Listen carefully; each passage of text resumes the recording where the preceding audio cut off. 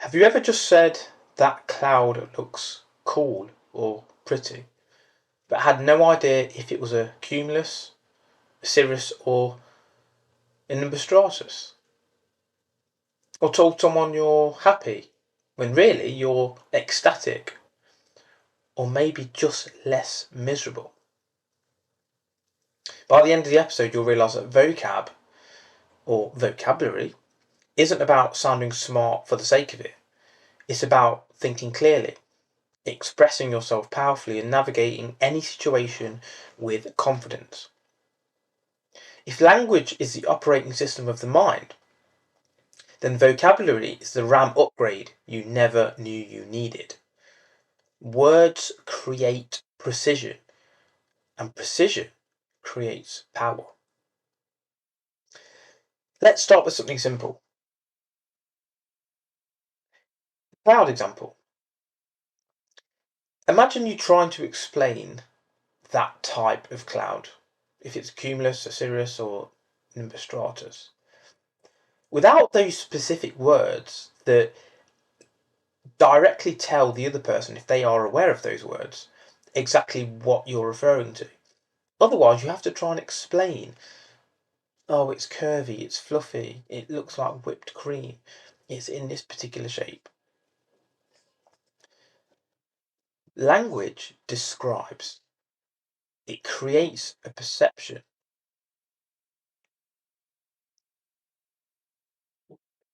It's really important that we understand that language can help us to relay information a lot faster. If you work in the building trade, for someone it's just bricks and cement. For other people, there's different types of bricks, different sizes of bricks, etc. And that means that you can have a much more in-depth conversation with someone than a layman would. You're watching MMA, for example, someone knows the different types of choke or armbar. Someone else says, oh, he's doing really well on the ground, isn't he? Or he's really punching hard. Is it a hook? Is it a jab? The words help you to translate your ideas. People judge you by your intelligence, and your intelligence can be demonstrated through your words.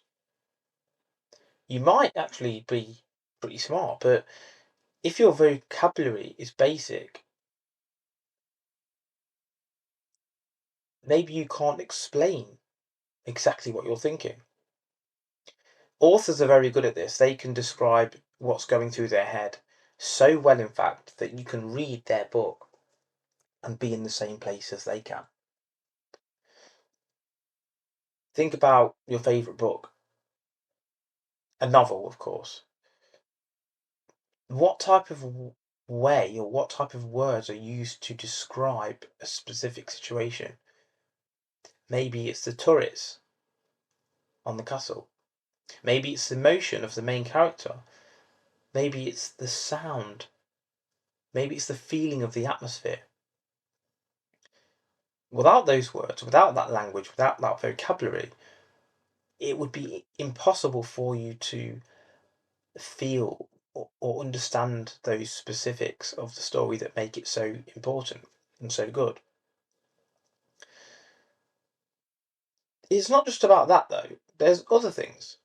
There's the and ers.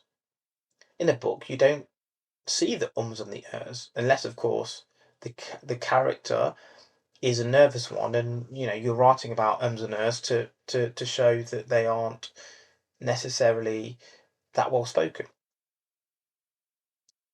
These words take away your confidence. And I don't mean your personal confidence, I mean the confidence that people have in you. Cut that filler out. That detracts from your vocabulary. Choose specific words. Say things like, I believe this is going to happen, not I kind of think this might happen. Again, takes away your confidence. Say, I recommend, rather than, yeah, I guess maybe, that might happen. It's vague. You want confident, structured words.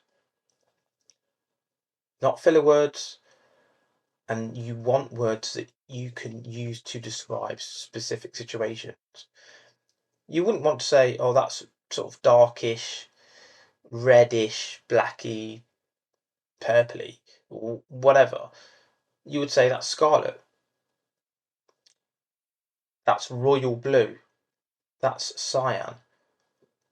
In your head, I've translated to you exactly what colour that is. That's matte black. It's not just about colours though, is it? It's about everything. The words you use can help to paint a picture. The difference between the almost right word and the right word is the difference between the lightning bug and the lightning. Mark Twain. Now, there is also additional description that falls into vocabulary as well. You might say you've got a BMW. Okay, cool. BMW is quite general. What type is it? What age? What colour? Maybe you've got a classic E30 M3 with a manual gearbox and a shark nose grille. That narrows down and paints a picture for someone to understand exactly what you're saying and exactly what you mean by the fact that you've got a BMW. Does that also show that you know about cars? What about if someone says that person's nice? What do you mean by nice? Do you mean caring, supportive, witty, assertive? Do you mean non-combative? Do you mean someone who gets on with others? Do you mean someone who doesn't get angry or aggressive? Do you mean someone who has their heart in the right place? Can you see there's another, I don't know what the number was there, but 6 or 7 different ways to extrapolate the word nice. Specific vocabulary gives dimension, makes something from 2D to 3D. It shows that you're paying attention as well, and this is the other thing. If you understand something very specific, it shows that you first of all have paid attention, and secondly, you can articulate your thought process. It's not about trying to sound impressive. It's about helping others see what you see and feel what you feel. And the byproduct of that is that you come across as impressive. Most powerful speakers and leaders know this.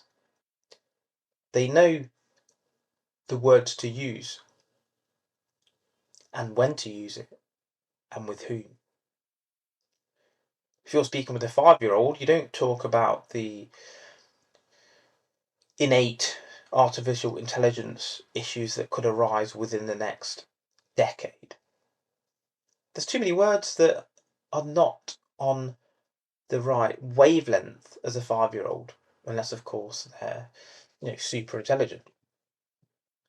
You'd use simple words, emotive words. What about in a job interview? Would you use professional phrases? We all know those corporate phrases, don't we? Touch base, kind regards, etc., etc. There's many there, but we use those type of phrases, don't we, or phrases, in order to fit the audience. Maybe on a first date you use warm, playful language because you don't want to come across as too serious. It's light-hearted. You're getting to know each other. Maybe you're talking to a vulnerable friend. Maybe you use empathy over intellect. And maybe you use questioning to get them to speak. Sometimes it's not about using the best vocabulary ever, the most intense and complicated words, because speaking too intelligently can actually create distance. You need emotional intelligence to match your vocabulary to the audience. If you're down the pub and there's a normal guy there and you're talking about football, great, you might be using football lingo and being pretty chill. Earlier on that day, though, you might have been speaking to the CEO or closing a business deal. How different was your language and vocabulary then?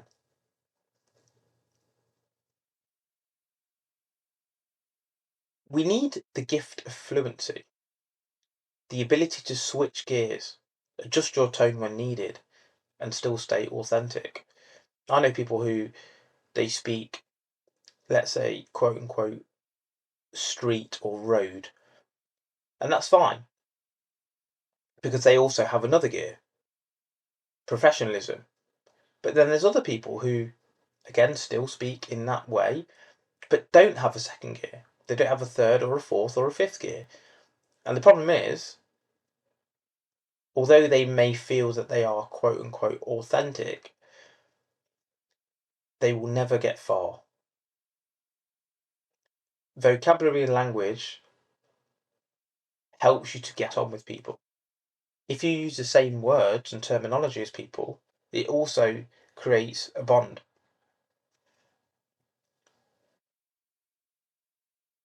Now, the other important part is that the precision can create powerful relationships. And when we explain our feelings, so let's say you've said to someone, "Oh, just feeling a bit off today." That's such a standard phrase that people just brush it off and go, "Oh, don't worry, mate, you'll feel fine." But if you specified, and it's a specificity that's important, you could say, "I feel like I'm spread too thin." Like, why? Why? What's up? Are you taking on too much? Or you maybe feel unappreciated. Maybe you feel anxious about something that you don't even know what, but you're anxious about something. Maybe you feel like you're not in control of your time. Can you feel the difference? It's very specific. It's not foggy anymore. It's real. And the other person can understand exactly what you're feeling off about or down about. And maybe they can offer a solution or just listen. Language unlocks your inner world and makes your inner world external. Again, the author's the best example, isn't it? They've imagined this whole story in their head. Game of Thrones, Lord of the Rings, Harry Potter. And yes, you could say they're cliche, but they are probably the most famous in recent times. They've created this whole world and characters intertwined into a story, and everyone sees it in the same way. It's the same reason that people are upset that Snake is going to be black. It's nothing to do with the fact that it's a racist thing. It's to do with the fact that the imagery they had when they were reading it specifies that it was a pale white male with black hair. And it just goes against the authenticity of the book. Language internally is created externally. So how can we improve our vocabulary? The good news is it's learnable. Firstly, I would say get into social situations, different types of social situations. See how people speak when they're in boardrooms. See how they speak when they're at the pub. See how they speak when they're at home with the family and the kids. Read widely. Fictions, essays, poetry. Listen to world famous speakers. Be curious if you hear a word that you're unsure of. Look it up and try and use it as soon as possible. Try replacing default words. Instead of nice, try something different. Maybe compassionate, energetic, calm. Instead of bad, you might try disappointing, confusing, frustrating, whatever. Filler words again, as I said. Silence is stronger than vagueness. If I was to say, I've just bought a new car, it's a brand new M3. versus I've just bought a new car. It's a new M3. Which sounded better? Where was the emphasis? Silence is not a bad thing. The filler words are there because you are scared of the silence. Silence is required to hear. Silence is the inverse of sound. Even words, there's letters and silences all mingled into one that create that sound. You can't have a crest of a wave without the tip, essentially. Whichever way you want to look at it. You can't have a valley without a mountain peak. The more you practice, the more agile, articulate, and persuasive you'll become. Because language is the dress of thought, according to Samuel Johnson. Better words mean better thoughts. Better thoughts lead to better actions. Better actions lead to better life. Remember, it's not just about sounding smart. It's about unlocking truth, thinking better, expressing your experiences, connecting with others, being respected. There's all of these things. So speak clearly, speak exactly, speak with presence, because when you can say it, you can own it. And when you can own it, you can be it.